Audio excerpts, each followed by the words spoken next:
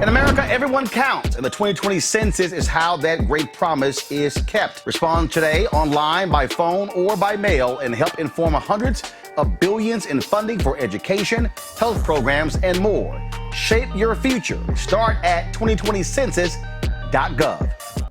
The death of Justice Ruth Bader Ginsburg on Friday night has opened a massive political fight that will determine the future of this country for the next 40 years. She, of course, died on Friday at the age of 87 from pancreatic cancer. This vacancy, folks, less than 50 days before the election, gives Donald Trump the opportunity to install the third member of the Supreme Court since he has been in the White House. Joe Biden gave a compelling speech yesterday that reflected on the life and legacy of Ruth Bader Ginsburg. He also put emphasis on what's at stake now that she has died. The nation lost a heroine, an icon. They also lost a mother, a grandmother, and a matriarch. It was my great honor when I was in the Senate and chairman of the Judiciary Committee to preside over her confirmation hearings and strongly support her accession to the Supreme Court bench. Justice Ginsburg achieved a standing few justices have or ever will. She became a presence in the lives of so many Americans and a part of our culture. I agree with what others have said, that she did as much to advance the constitutional rights, opportunities, and justice for women as Justice Marshall did for African Americans. Her granddaughter said yesterday, and said publicly, that her dying words were, quote, "My most fervent wish is that I not be replaced until a new president is installed." As a nation, we should heed her final call to us, not as a personal service to her, but as a service to the country, our country, at a crossroads. There's so much at stake. The right to health care, clean air, clean water, the environment, equal pay for equal work, the rights of voters, immigrants, women, workers. And right now, our country faces a choice about whether we will come back from the brink.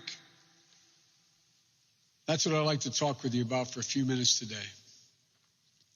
Within an hour of news of her passing, Senate Majority Leader Mitch McConnell said President Trump's nominee to replace Justice Ginsburg will receive a vote in the Senate within an hour of her passing. The exact opposite of what he said when President Obama nominated Merrick Garland to replace Justice Scalia in 2016.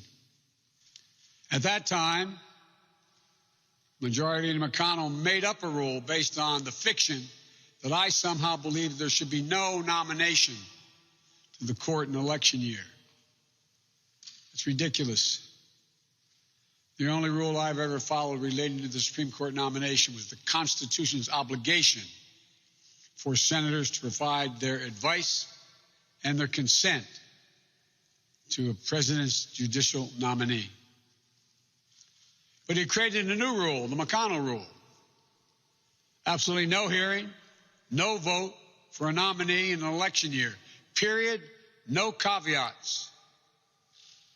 And many Republican senators agreed with him, including then chairman of the Judiciary Committee, Chuck Grassley of Iowa, including the current chairman of the Senate Judiciary Committee, Lindsey Graham of South Carolina, who at the time said, and I'll quote verbatim, here's what he said, quote, "I want you to use my words against me if there's a Republican president in 2016 and a vacancy occurs in the last year of the first term, you can say, Lindsey Graham said, let's let the next president, whoever it might be, make the nomination."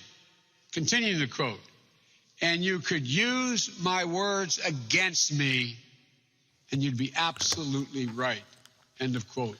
All right, folks, back to our Roland Unfiltered video in just one moment. As our community comes together to support the fight against racial injustice, I want to take a second to talk about one thing we can do to ensure our voices are heard.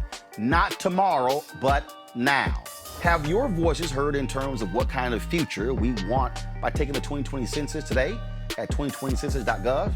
Now, folks, let me help you out. The census is a count of everyone living in the country. It happens once every 10 years. It is mandated by the U.S. Constitution.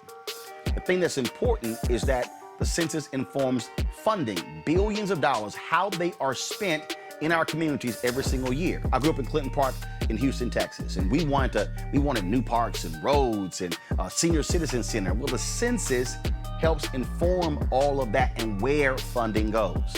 It also determines how many seats your state will get in the U.S. House of Representatives. Young black men and young children of color are historically undercounted, which means a potential loss of funding for services that helps our community. Folks, we have the power to change that. We have the power to help determine where hundreds of billions in federal funding go each year for the next 10 years. Funding that can impact our community, our neighborhoods, and our families and friends. Folks, responses are 100% confidential and can't be shared with your landlord, law enforcement, or any government agency. So please, take the 2020 census today. Shape your future. Start at 2020census.gov.